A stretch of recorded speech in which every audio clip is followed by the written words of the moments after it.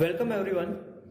Today I would like to start chapter number 1 called energy scenario. So in today's lecture we are going to cover 2 to 3 topics, namely classification of the energy and second one is Indian energy scenario. So let's begin our session with the classification of the energy. So the classification of the energy have several categories. First category is primary energy sources and second energy sources.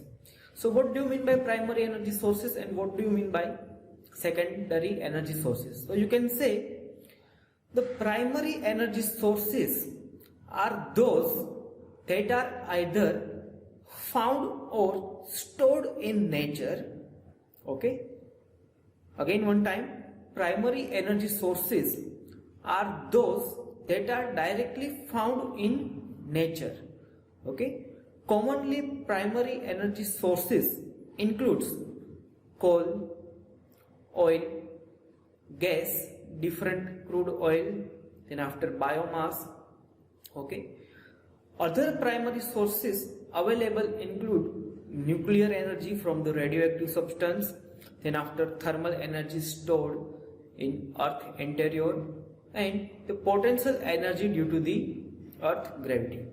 Okay, clear? So primary energy source is nothing but the energy sources which is directly available in nature.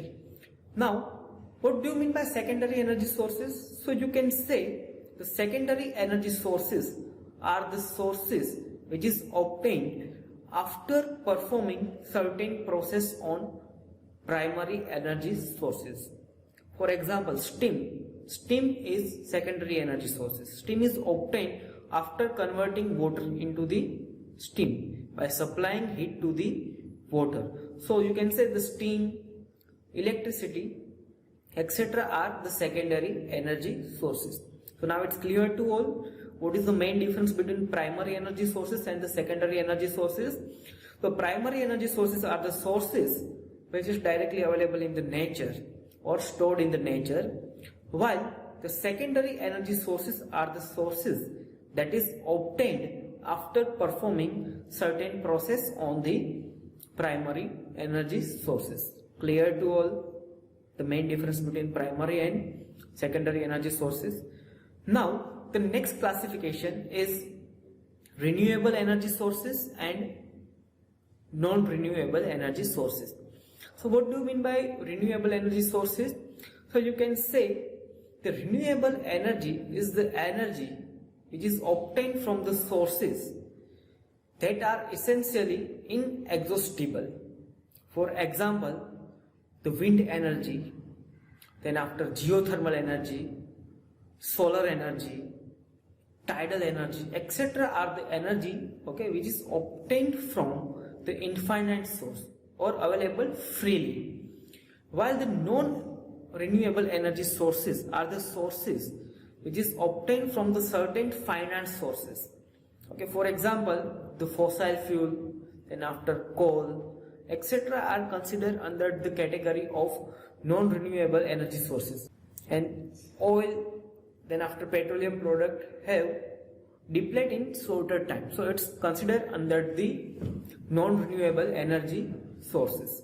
Now next classification is commercial energy sources and the non-commercial energy sources. So you can say the energy sources that are available in market for the definite price are known as the commercial energy sources. Commercial energy sources include petrol, diesel, kerosene, etc. Okay, and again the commercial energy sources forms the basis for the industries, agricultural, transportation and the commercial development in the modern world.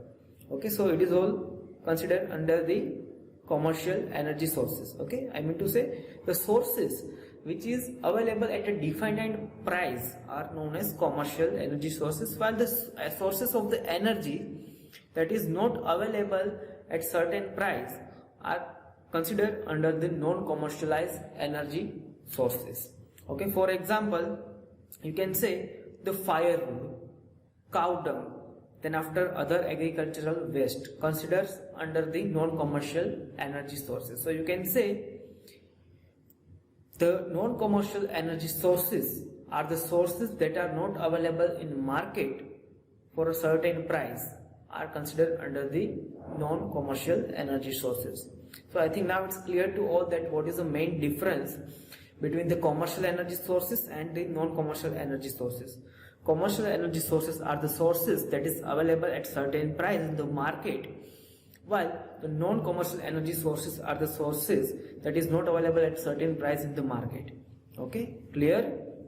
Now the next classification is conventional energy sources and the non-conventional energy sources. Okay, this classification is based on the technology available for the power generation.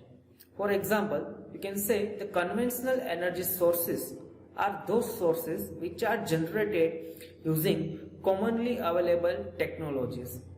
Okay, are known as conventional energy sources, while the non-conventional energy sources are the sources, okay, that is generated by using the novice approach or novice techniques comes under the non-conventional energy sources. Clear?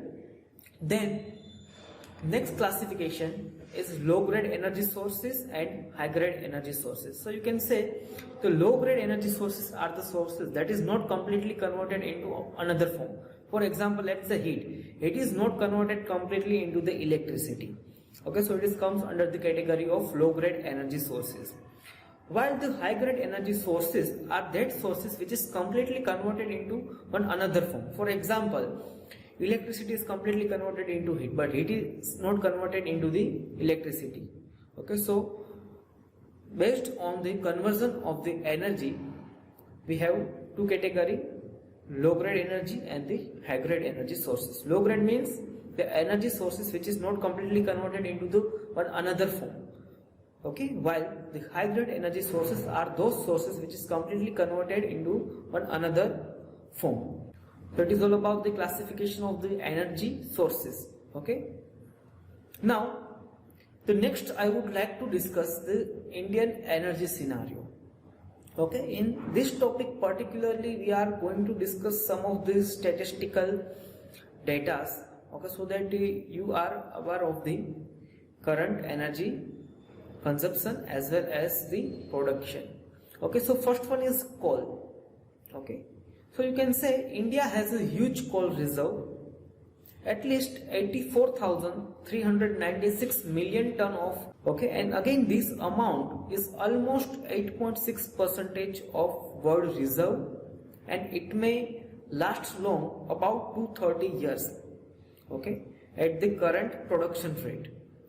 And again the industrial heritage is dependent on the Indian coal.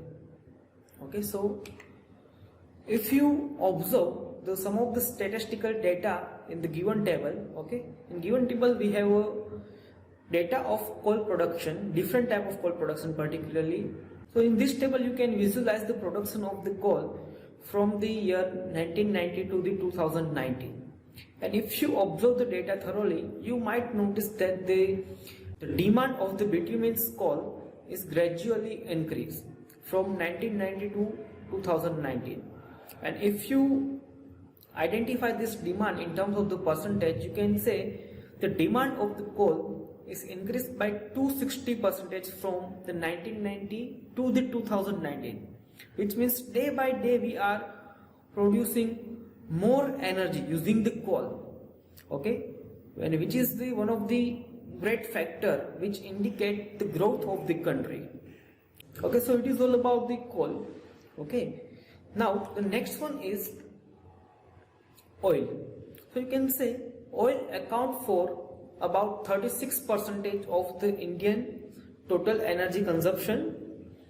Indian oil is one of the top 10 oil guzzling nation in the world, and it will soon overtake the Korea as a third largest consumer of oil in Asia after the China and Japan. So the consumption of the oil in India is day by day is increasing because of the development of the vehicle. If you want to observe the statistic of the oil use, here we have a table, okay, which indicate the production of oil from 1990 to 2019. Okay, so here we have two categories: crude oil and natural gas in liquid form, which is generated from the crude oil product. Okay, and the unit is in kilotons. So in 1990, the production of the crude oil is 33,021 kiloton. Okay, while in 2019 it is regarding near about the 32,000. So you can say the production of the crude oil is decreased by 1.15%. Why? Because of the government rules, regulation, and some of the restriction on the exploration side, okay, which may lead to the reduction of the production of the crude oil.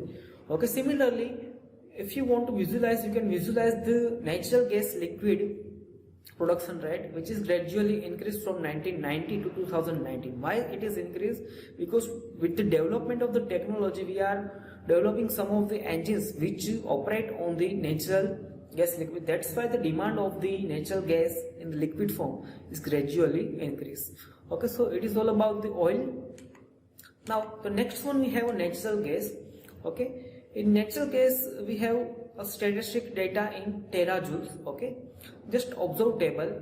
You can notice the demand as well as the production of the natural gas is increased from 1990 to 2019. In 1990, the production of natural gas is 4,91,746, while it is in 2019 it is increased up to 154%. Okay, so just observe the digit of production in 2019.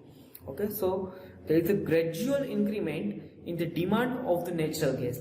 Till 2019 it is increased by 154% from the 1919. Okay, so why it is increased? Okay, because we all know, as a mechanical engineer, we are developing some of the engines which runs on the gas kit, particularly for the car. For the car, we have developed the CNG kit and all those. And secondary thing, the price of the natural gas is quite low compared to the another gases. That's why its demand as well as the production is going to be increased from 1990 to 2019. Okay, so it is all about the natural gas. Now next one, we have a nuclear. We know that in India, for the electricity we are dependent on the coal-based power plant. But with the development of the certain site, particularly radioactive sites, now it's possible to replace coal with nuclear. Okay, so here you can see in 1919 we have a production of the nuclear, okay, is 6141 gigawatt hour, okay, which is gradually increased by 600% in 2019. Okay, so because of the government permission, okay, the production of the nuclear radioactive substance is going to be increased in India, which leads toward the development of the new technology, okay, which is in favor of the energy conservation. Okay, so it is all about the statistics of the nuclear energy. Now next one, we have a hydro energy. You can visualize some of the statistical data for the hydraulic. Okay, so just observe and try to identify the percentage increment of the hydraulic energy in India. Okay, so it is all about the statistic of the different energy. Okay, so whenever any examiner asks you regarding the energy scenario, at that time you just need to describe some of the statistical data for the different energy sources. Thank you.